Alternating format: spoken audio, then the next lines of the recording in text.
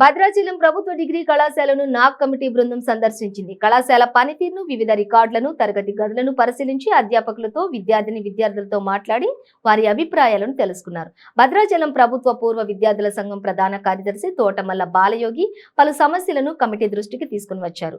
మారుమూల ఏజెన్సీ ప్రాంతంలో ఉన్న భద్రాచలం ప్రభుత్వ డిగ్రీ కళాశాలను తప్పక అభివృద్ధి చేయాలని ఆయన కోరారు.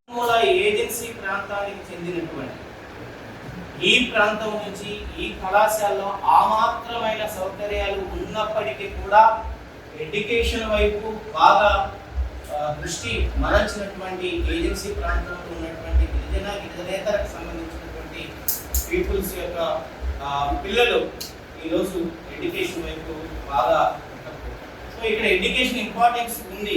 ఈ కాలేజీని ఇంకా అప్గ్రేడ్ చేయాల్సిన అవసరం ఉంది, ఇంకా ఫెసిలిటీస్ కల్పించాల్సిన అవసరం ఉంది, ఈ కాలేజీని ఇంకా తీర్చిదిద్దాల్సిన అవసరం ఉంది. కాబట్టి ఈ కళ ఇంకా అప్గ్రేడ్ చేసి ఇలాంటి అనుభవజ్ఞులైనటువంటి ఇలాంటి కమిటీ అన్ని కూడా మీరు గమనిస్తున్నారు. కాబట్టి ఈ ఏజెన్సీ ప్రాంతంలో ఉన్నటువంటి పెద్ద దిక్కుగా ఉన్నటువంటి ఈ గవర్నమెంట్ డిగ్రీ కాలేజీని అప్గ్రేడ్ చేసి దీనికి సరైనటువంటి గుర్తింపు ఉంటారని చెప్పేసి మా పూర్వ విద్యార్థుల సంఘం తరఫున మీకు విన్నవిస్తూ ఉన్నాం.